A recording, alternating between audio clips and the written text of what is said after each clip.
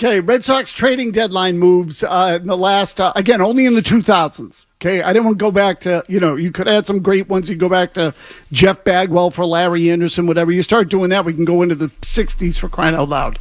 So I put the kibosh only in the 2000s. This era, for lack of a better description, the Henry ownership. 4 tiers, basically as follows, going from 4 to 1. 4, sucked. Nice. 3, kind of sucked. I'm looking forward to 3 and 4. 2, good. 1, great. Don't need to spend much time on that. Okay. Well, there's only one deal in tier 1. You'll be happy to know. Okay, but nonetheless, that was my criteria. I'm sure I left some out because I always do. And if it was a deal that was kind of a nothing deal, Heath Hembry for Nick Pivetta, sorry, I left that one out. Okay, just didn't make the list. At the end of the day, what real impact did it have? Nick Pavetta's a number 4 starter. Heath Hembry's a journeyman reliever. Who gives a rat's ass? I thought Pivetta was... Yeah, that was kind of a good deal for them. Yeah. Did it change anything?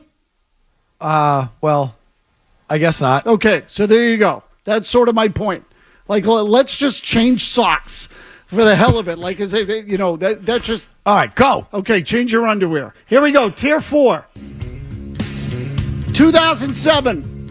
Eric Gagne acquired for Casey Gabbard. They gave up nothing. Don't get me wrong. Gagne sucked. Oh, it's debacle. He sucked. That trade ended up being useless. Should have been a great deal. It was a bad deal. 2014, John Lester for Yoenis Cespedes.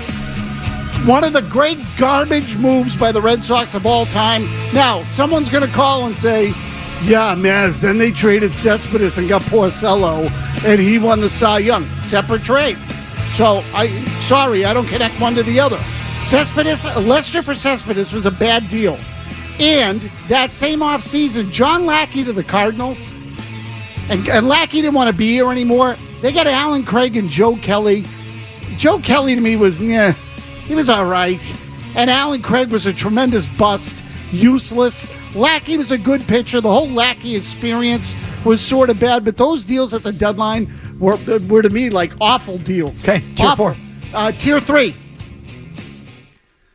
Jake Peavy acquired in the 2013 season for Jose Iglesias. I'm with you on this one. Okay, Peavy was okay in a few of the starts, but he really kind of stunk for them. They won the World Series. Everyone said, see, Peavy. I said, yeah, non-factor. He was a non-factor. He was like a 4 starter almost. Yeah, it was not a particularly useful deal.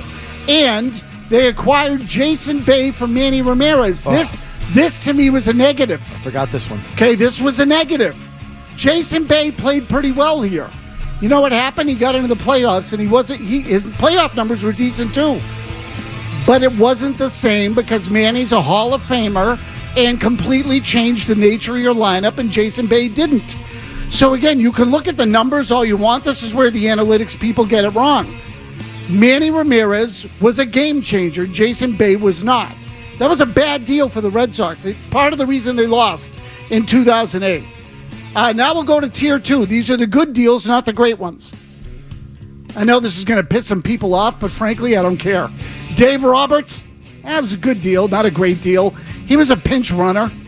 He stole a base. None of it would have mattered if Bill Miller didn't get the hit to knock him in. He stole a base. So Bill, that's one way of putting it. It's like saying the moon landing, we took a flight. Okay, but Bill Miller should really get the credit for that, getting the hit off to Mariano Rivera. Adam Vinatieri made a kick. That knocked in Dave Roberts.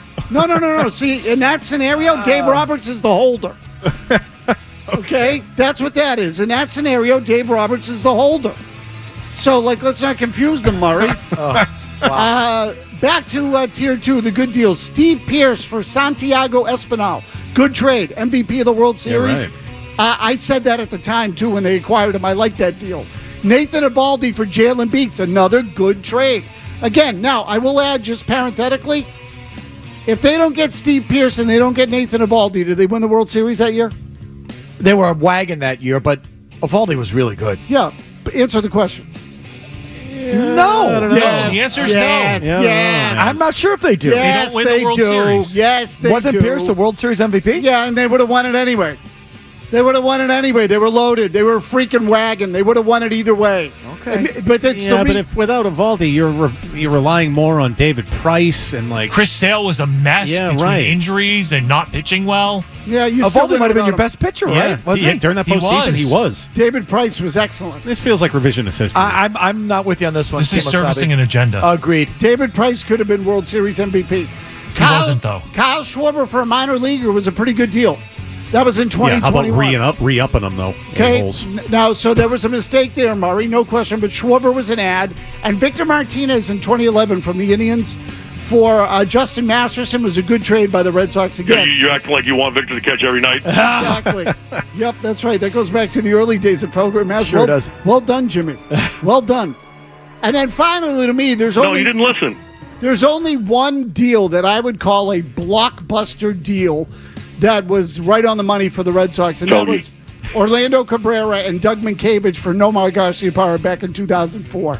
To me, there is no comp to that deal, and that was as much subtraction as addition, getting Garciaparra out, improving the defense. That was kind of a horse for two ponies. No, but Wait, say that again? that, Tito, was ridding your clubhouse of someone that was preventing you from reaching your ceiling. That was like a Marcus Smart trade. Like, that was... Never mind what they got back. It got them on the same page. Absolutely home run. But let me ask you, wasn't Schilling technically a trade? It was, but it was off season. Oh, these are deadline deals. Deadline team. Got it. Sorry. Not having information hasn't slowed you down from having an opinion. That's an oldie but a goodie. Yes. So now, and I will give you one that I know is going to come up. So I'm going to preempt the callers because I know they're going to call with it. And they're going to call with it even after I tell them not to. Okay? And that is the 2012 deal in which Josh Beckett, Adrian Gonzalez, Carl Crawford went to the Dodgers, and the Red Sox shed salary and got basically nothing back but dumped all that money. Can I answer why it's not on the list? Go ahead. Post-deadline. It was post-deadline. Very good, Mike. It was in August of that year. They had to clear waivers. I remember. And they did clear waivers because their salaries were so high, nobody claimed them. Felgy. And once they got through... Suck on that, Tito. Once they got through waivers, the Red Sox made the deal. But technically, it was not a deadline deal. So, that's why.